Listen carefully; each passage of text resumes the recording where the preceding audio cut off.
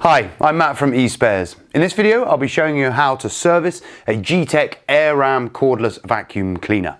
eSpares has a wide range of spares and accessories for vacuum cleaners. If the problem with your Gtech AirRam is no drive going to the brush assembly at the front, then please see our separate video. Safety first. When working on a Gtech, always remove the battery before carrying out any work. So the first service I'm going to perform on the Gtech AirRam is to change the filters. Here we have two brand new filters. Now the filters in a Gtech AirRam can be tapped to release the dust and debris that may be in them, and they can also be washed as well and left to dry for a long period. However, over time they will need replacing. The filters are located in the waste bin at the top here, which simply pops off. And here's where they are, one here and one here. Now they're held in place by this lock, which is opened by a coin, like so.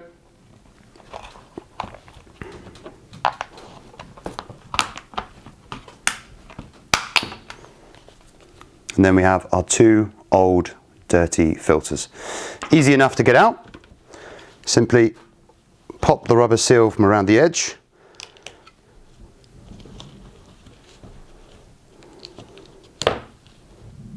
To remove them.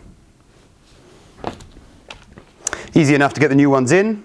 Again, just make a note of the seal that goes around the edge of the filters, which just sits into the compartment.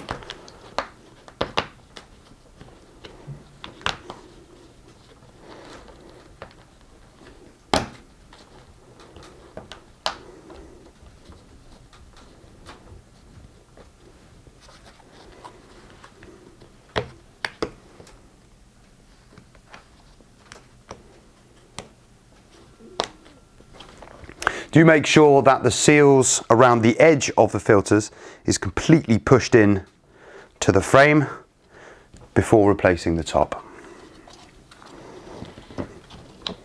So there we have it, two brand new filters.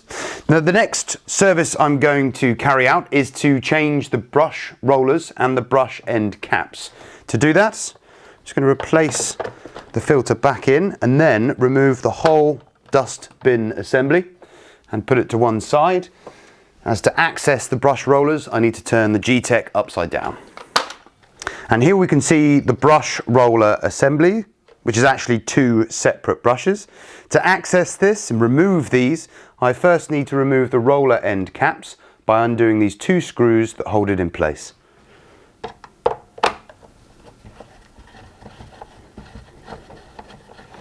It's worth pointing out that the screw that holds the roller end cap that's located at the back is longer than the screw at the front. So make sure you notice that and certainly put the right screw back in the right place when reassembling. To remove the roller end cap, shift it up a little bit and it should slide out of place.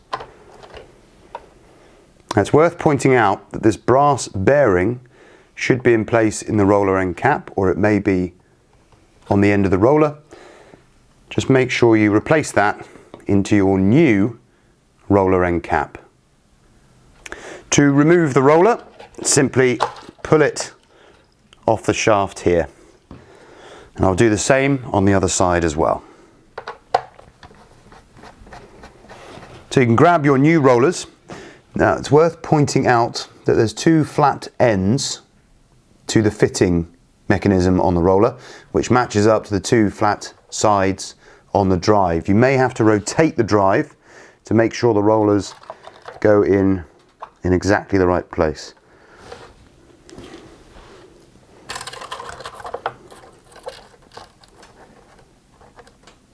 Once the roller's in place, you can then replace the roller end caps. If you're having trouble locating the end of the roller into the bearing, you can just lift the roller up ever so slightly by grabbing on one of the tufts to get the bearing in the right place before slipping it down and into place.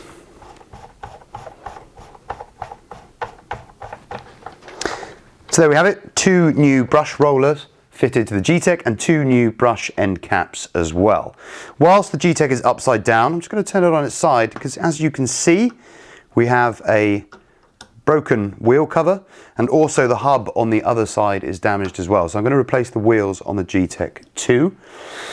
I don't need to remove that side as it's broken, but to remove the caps, simply get a flat-headed screwdriver and push down the little lever, which should allow the cap to come out. With the cap out of the way, the wheel is being held on by this circlip here. So I'm going to grab a pair of circlip pliers, but you can use a pair of 2 small flat-headed screwdrivers to ease the circlip off, which will release the wheel.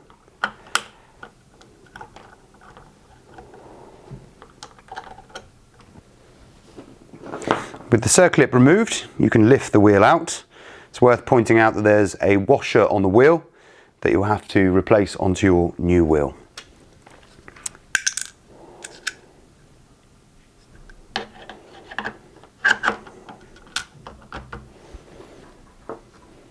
Replace the circlip to hold the wheel into position. To get the circlip back on, you can use your fingers very gently to ease one half in place before easing the other. Or again, you can use a pair of small flat-headed screwdrivers.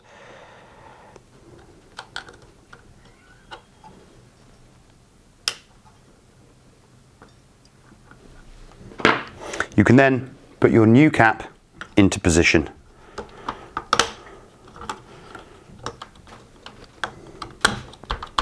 I'll now do the same on the other side to make both sides match.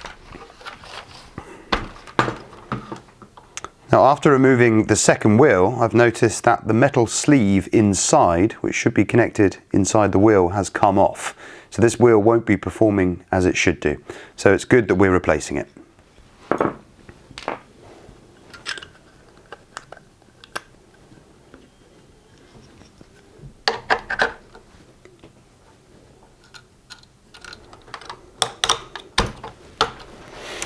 Once both wheels are replaced, pop in your dustbin and also